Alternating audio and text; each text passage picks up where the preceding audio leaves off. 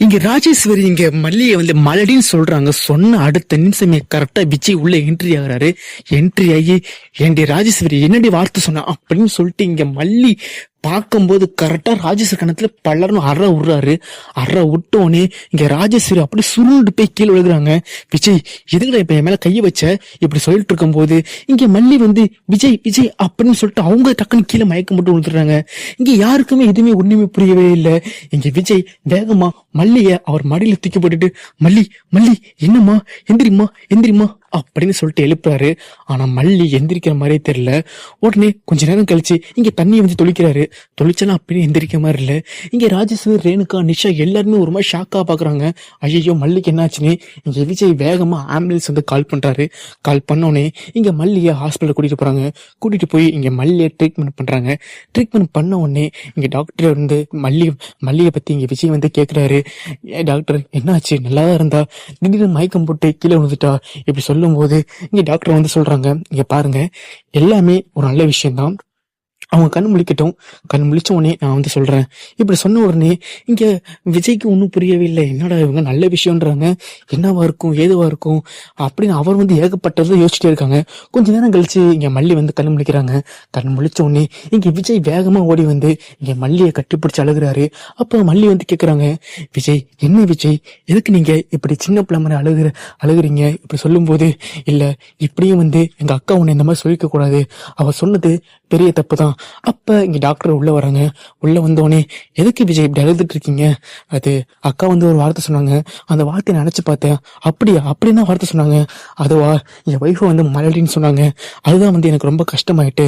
எனது எந்த வார்த்தை சொன்னாங்களா உன்னே இங்க கேக்குறாங்க, உங்க ரெண்டு பேரும் கல்யாணம் எவ்வளவு நாள் ஆகுதுன்னு. அது ஒரு வருஷத்துக்கு மேல இருக்கும், ஒரு 1.5 வருஷம் இருக்கும். இப்படி சொன்ன உடனே ஓ 1.5 வருஷம் தானே ஆகுது, அவங்கவுங்க 5 வருஷம் 10 வருஷம் கழிச்சா குழந்தை பெத்துக்கிறாங்க, இதெல்லாம் ஒன்றும் பெரிய மேட்டரே இல்லை. இங்க விஜய்க்கு வந்து என்ன சொல்றேன்னு தெரியல. ஏன்னா அவர் வந்து அவருக்கே தெரியும் ஃபர்ஸ்ட் ஒய்ஃப் செகண்ட் ஒய்ஃப்னு அவர் லைஃப்ல வந்து ஏகப்பட்ட பிரச்சனை போயிட்டு இருக்கு. அந்த சமயம் கரெக்டா டாக்டர் வந்து சொல்றாங்க, இனிமேலும் உன்னை யாருமே மலடின்னு சொல்ல மாட்டாங்கம்மா, நீ வந்து கருத்தரிச்சிருக்க, நீ வந்து கர்ப்பமா இருந்திருக்க, அதனாலதான் வந்து உனக்கு இந்த மாதிரி மயக்கம் வந்திருக்கு. இது அது கருப்பை தரிச்சப்ப நார்மலா வர ஒரு சாதாரண மயக்கம் தான், அதை வந்து பெருசுப்படுத்திக்காத. இங்க விஜய்க்கு அரே தலையெல்லாம் சுத்துது. டாக்டர் என்ன சொல்றீங்க, உண்மையதான் சொல்றீங்களா? ஆமாப்பா நான் உண்மையா சொல்றேன், வேணா ரிப்போர்ட் கூட இப்பதான் வந்துச்சு, இந்த ரிப்போர்ட்டை நீயே படிச்சு பாரு. இங்க விஜய் அதை வாங்கி படிச்சு பாக்குறாரு. உடனே டாக்டர் வந்து சரிப்பா இன்னும் ஒரு 1 ஹவர் கழிச்சு நீ அவங்களை டிஸ்சார்ஜ் பண்ணிக்கலாம் அப்படின்னு சொல்லிட்டு டாக்டர் அங்க கிளம்புறாங்க. இங்க மல்லிகைக்கும் வந்து ஒன்னும் புரியல. ஐயோ என்ன ஏதுன்னு சொல்லிட்டு பயந்துகிட்டே இருக்காங்க. இந்த சமயம் பார்த்து அந்த ரேணுகா வேற இருக்கா. அவ உண்மையான ரேணுகாவே கிடையாது. அவளை ஃபர்ஸ்ட் வீட்டை விட்டு துரத்தின உடனே நம்ம வந்து விஜய் கூட சந்தோஷமா வாழலாம் அப்படி இங்க மல்லி ஒரு பக்கம் யோசிச்சுட்டு இருக்காங்க.